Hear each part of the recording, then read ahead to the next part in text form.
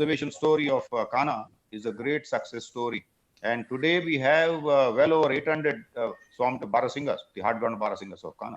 And we have also moved some individuals from here to Satpura National Park and also to Van Vihar in Bhopal, and they are doing well. So it is like almost, taking them back and reintroduction of the species in suitable habitats. When they protected the park to Van Vihar in Bhopal. Yes, Eric. Yeah. Can I go? Can I go with the next question? They have made an impressive comeback. Okay. They have made an impressive comeback. I think, Eric, this Barasinga success story is one of the biggest success stories of Kanha. And I also was reading about translocation, which happened quite successfully to different parks. That's very interesting to know about this Barasinga and the swamp deer. My next question comes to the big four. We have the big five in Africa, but I just want to know about the big four at Kanha, which is the tiger, leopard, sloth bear, and the wild dog. Have you seen an increase in numbers over the past 3 decades, Eric, in terms of their population size? Let me put it this way. See, big predators, they cannot have a dramatic explosion of the population. The tiger, for example, for me, tiger is very symbolic. His presence or absence from a system will tell you how healthy that forest is. Now, given the conditions, there are certain basic things that a tiger needs. Good cover, good green cover, plenty of water, and plenty of prey, which Kanha provides. But then the tigers have it's a self-regulating complex society. You can't have too many tigers because they all need space, and each individual tiger needs a certain area as his what we call as his territory or the home range, as we put it scientifically. They have been increasing, and also once the tiger numbers, when they go up, the tigers also move out. When I say move out, if you see the satellite map of Kanha, beyond the core and the buffer, there is also a lot of reserve forest. There is also a corridor that connects Kanha to other parts of Madhya Pradesh, like Pench in Kanha, in Madhya Pradesh, also Bandhavgarh, also to the east.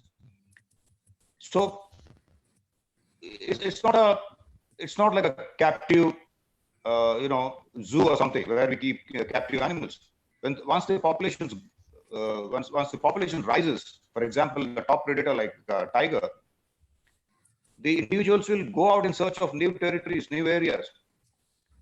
The problem is, once they go out, if they reach another tiger reserve or a protected area, then there is no problem.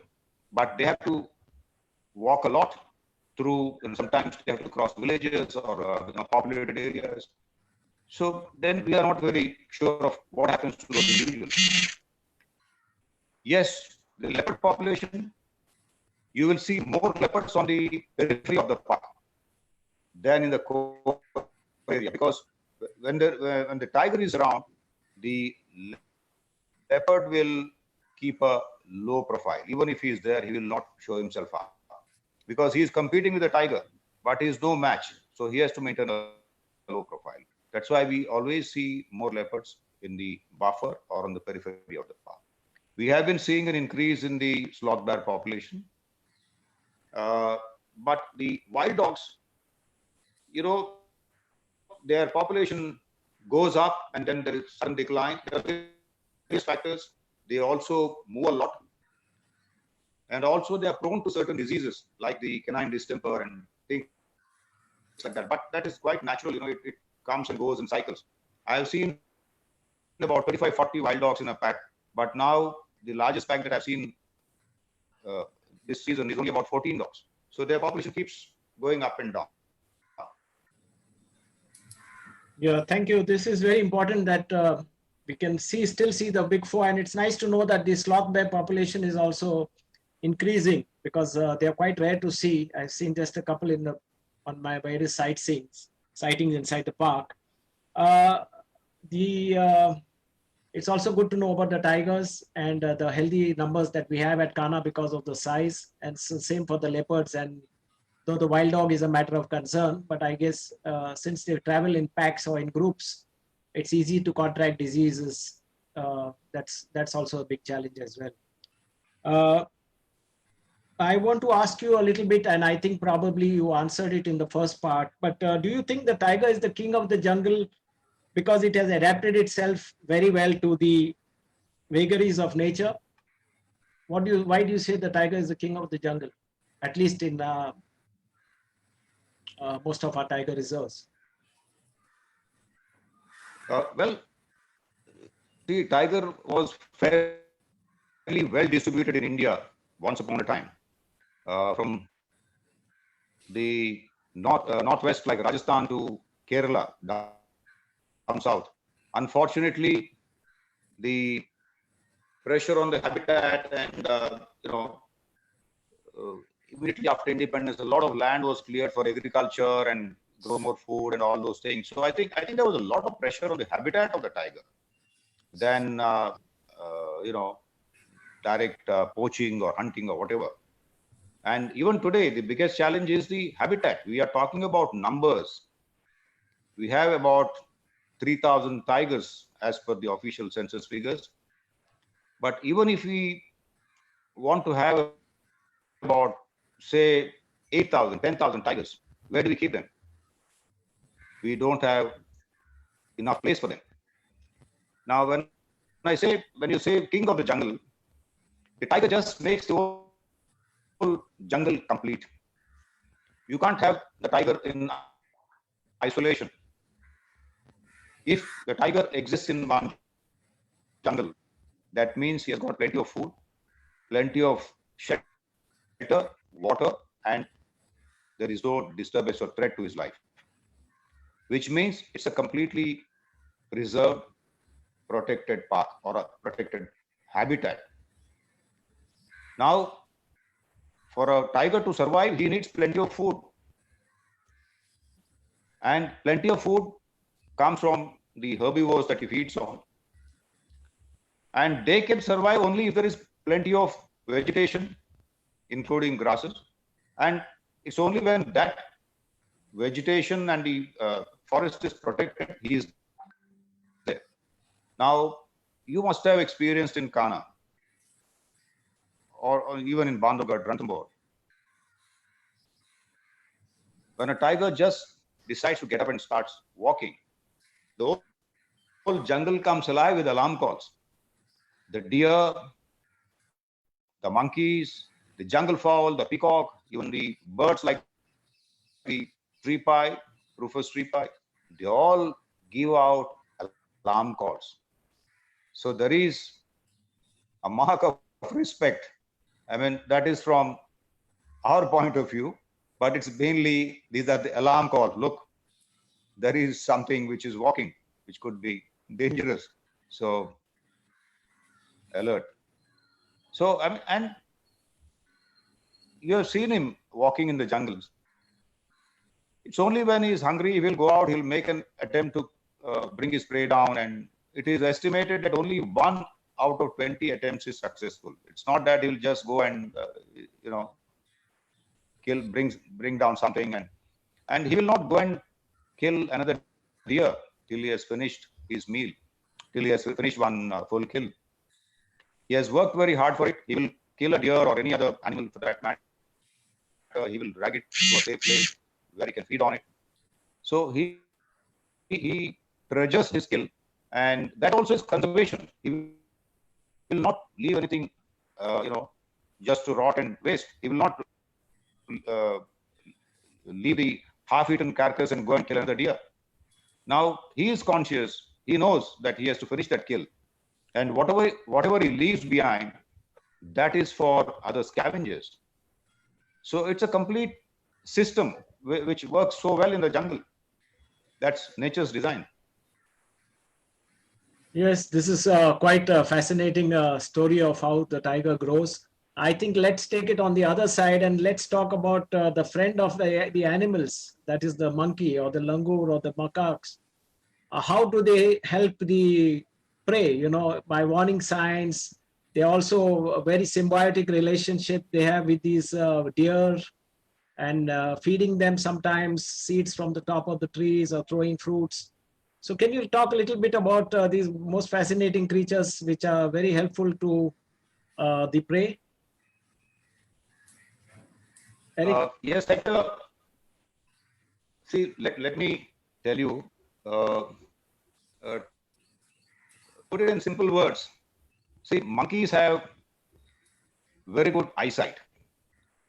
Being primates, their senses are quite well developed. And also, they can climb up trees. And, very often they are at a vantage point and they can see better. Their eyesight is definitely good. But then the spotted deer have got very good sense of smell. They can smell a predator from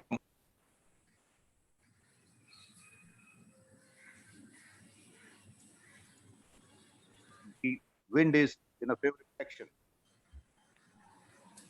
So that is of great advantage. So when they spot some danger, they sound an alarm call and they warn other animals of the jungle. Similarly, the deer, when they can sense some danger, they sound an alarm call. So it actually benefits both the parties. And very often you have seen the langurs feeding on top of a tree. They will drop some leaves. They will dislodge some fruits like avlas, and the deer tend to congregate under those trees where the symbiotic relationship which helps both the parties. But let me tell you, it's not that the langur is always safe. Tigers have outsmarted the langurs on a few occasions. We have recorded it in Kanha. And I've seen the jackals hunting and bringing down a langur, catching a langur and feeding on it. So sometimes they also, become a little overconfident and they get, a surprise attack. Yes, thank you, Eric. That's quite interesting. Yeah, it's always nice to know something about the langurs as well. My next question to you, Eric, is which have been your most memorable sighting at Kanha? Considering 33 years, you must be having a bag full of memories. But which are your top two sightings? Well, there have been several. See, it's not necessary that it is always related to the tigers, but being the king of the jungle, I must tell you, on 2 occasions in Ghana, I have seen 10 tigers together on one kill, sharing the same kill. 2 tigresses with their respective litters, and also the dominant male of that area sharing the same kill. Once it was a gaur, which was the Indian bison, and on the other occasion, it was a huge male sambar deer which they had killed. And these are, the two females, they're related females, tigresses with their cubs, and also the dominant male. So, you can't believe that you have 10 tigers lying around you. I mean, that's really fascinating. And one very interesting sighting was we heard some alarm calls of a langur, and using my binoculars, I was trying to scan the area, and I saw a leopard walking with a spotted deer, and he wanted to cross the road, but he stopped, and he dropped the kill, and he was very watchful. And so I thought maybe because of our presence, he is a little shy or a little wary. So we reversed the car and we waited for him to cross the road. But within 5 minutes, there was a second set of alarm calls, and we really were wondering. We thought maybe another leopard is coming, his mate, but that was not the case. This leopard, just scurried out, and he tried to climb up a dry, terminally a tree. Within no time, he was, 10 feet, 20 feet, 30 feet. He just climbed up the dry tree, dead tree.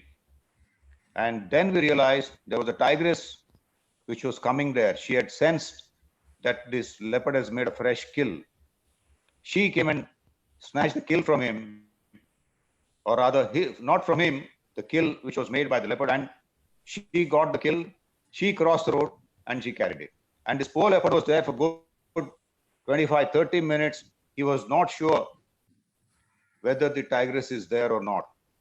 He did not come down. It got dark and we had to come back from the park to the gate. So we returned. So till we left the park, the leopard was pretty much on top of the tree. Okay, but this sighting of these 10 tigers, was it during the summer months when they normally gather around, when they are more amiable to each other? Eric? One was summer. Yeah, the first instant it was summer in the month of April, and the second time it was November. So yeah, I think the basic thing is these tigresses, the females, they tend to be a little more flexible with their territories, especially related tigers, related females. But the males would not have perhaps tolerated the same thing. Two related females with their respective litter. And one thing which is very important here, which I've noticed in the last 3.5 decades, when there is plenty of food, when there is plenty of water and shelter, when the competition for prey is not very stiff, the tigers are more flexible. When the prey base is very low, when they have to walk huge distances, to bring their prey down or make a kill, when they have to maintain large territories, they become more aggressive and they become more possessive, like in human terms. When there is plenty of food, plenty of prey which they can, get easily. See, it's a sheer number game. In Kanha, most of the kills are spotted deer kills. That is because of their numbers. They outnumber all of the prey species. There are thousands of spotted deer. So the chances of a tiger getting a spotted deer are much higher compared to other animals. Tiger is not shy. I mean, if he gets an opportunity, he will bring down a Barasinga, he will bring down a sambar deer, he will bring down a barking deer, he will bring down a wild boar. But I think it's the number game. The chance of getting a spotted deer when he's hungry and when he's really in need are much higher. So when there is plenty of food, they are more flexible. Thanks, Eric. Welcome. The next question to you is, I think you must have had, there must have been some tigers who ruled over the past 30, 35 years. A few names must be coming to your mind. Which among them, I'm sure there are quite a few which you remember well. Would you like to just briefly tell me a little bit about it? Tell us rather. Well, I've seen several generations of tigers in Kanha. It was quite popular. See, today we don't name them. Now they're all given numbers like T1, T2, T33, T40, T70. But there was a time, especially when the Mahawats on elephant backs used to track them and go for tiger shows, and they track only a limited number of tigers, which are, because elephants can't cover a huge distance. So they used to see some individuals regularly over a period of time. And these marmots, depending on, see, tigers also have a personality. Each tiger is special. Each tiger has his own personality and his own behavioral patterns.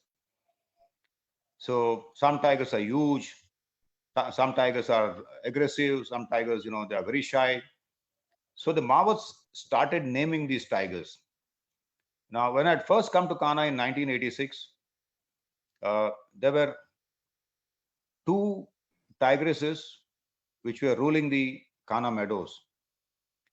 One was the elder one, she was known as the Badi Mada, and a younger tigress which was known as the Choti Mada. Mada means a female, Choti Mada. These are all names given by the Mahawats. So it used to, like that's how we used to recognize them, identify them. And subsequently, they also started, there was a tiger, a huge male tiger, which was lighter in color, a little grayish. So they named him Bura. And there was one huge male, this is very interesting, who was a little aggressive and a very dominant kind of a male. And this is when the America and Iraq war and all that was happening. So one of the Maoists named that male tiger Saddam because of his size and because of his aggressive nature. Very interesting. So, and then there was another huge male tiger who was named Konda. Konda in the local dialect means a very innocent, childlike tiger. He was a huge male, but he was, adorable. He was, not once did he snarl at the jeeps, not once did he show any aggressive behavior. And I have had several encounters with him. And true to his name, he lived up to that reputation. He was a huge male. If you see him as a tiger or a photograph, he's massive. He was massive. But then, you park your car somewhere and you wait for some alarm call, something. Suddenly he would appear from nowhere, from the bushes after the alarm call. Now, there is so much place for him to, cross the road, but he would choose to cross between the gypsies, between the two cars parked, and he would come so close to you. And, my guest used to be nervous, but then we can't move because he's walking and there's a car behind you. There's a car in front of you. So you can't start the engine, but he would so coolly go past your car. Amazing tiger. I walked, we drove down once behind him. He walked all the way from Kisli zone to Mukhi zone, maybe about 8 or 10 kilometers. We followed him from, for nearly 1.5, 2 hours. Amazing tiger. Then the legendary Munna. I think most of the people, if you search on the net, Google, just say Munna tiger and the whole story is there. So amazing tigers. They have their personalities. They have their, individual behavior patterns. So fascinating. Thanks, Eric. There are so many tigers with their names, and I think they have got so many tales to tell. And I think this webinar can go on for the full day if we really start talking about it. But we don't have that much time. But I would like to ask you the next question. Actually, when the end comes and tigers become old and they are finding it difficult to hunt, and then they start moving from the core to the buffer zone, have you really seen any of these tigers turning to man-eaters? I'm sure there are very few instances, but has it come across to you? Have you learned about it in Kanha? Very, very rarely. And I would not call them actually man-eaters. They're all accidental kills.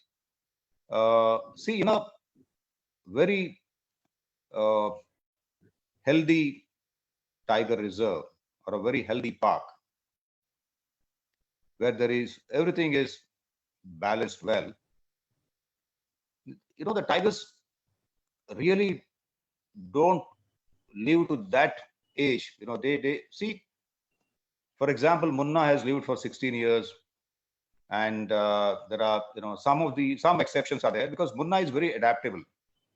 See, Munna used to go out in the buffer zone and he would bring down a cow or a buffalo because his canines were all worn out, so he could not kill a natural fast moving prey. So he would kill a cow or a buffalo or whatever and then sit and eat for a few days. He had learned those survival techniques. But in wild conditions, the male tigers don't live for more than 10 or 12 years. The moment they become a little weak, they are pushed out. There is a bitter fight for a territory. A more powerful, probably younger tiger would replace him, displace him, and many tigers die a natural death because of the injuries. Now, the park management can address those issues only when a tiger is spotted in an injured condition. They will go and tranquilize him and they will treat him. But several tigers must be dying a natural death due to the wounds in those territorial fights. So it's again a self-regulating mechanism which the top predator has devised. Tiger, by nature or by nature's design, is not a born man-eater. They digest human flesh. Some young tigers, sub-adult tigers, also sometimes kill human beings out of curiosity or a chance encounter. What happens is people venture out, enter the forest, enter the reserve. They go to a place where they are not supposed to go. There is a tigress there with sub-adult cubs. So the tigress would avoid a direct confrontation especially when she has got cubs.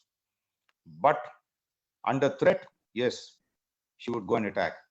So there have been very, very few instances, but I will not say by choice the tiger is a born man-eater. Yes, very true, Eric. I think only when they are threatened, I think they come and will normally attack a human being. That's the rule of the jungle, I guess. And Eric, I would like to now finally ask you, is that over the years, did you have any strong bonding with any of the animals in the park? And did you share, as they say, that did the passing away of any particular animal disturb you or you shed a tear? I'm sure you have many encounters. So did you have anyone special and close to you?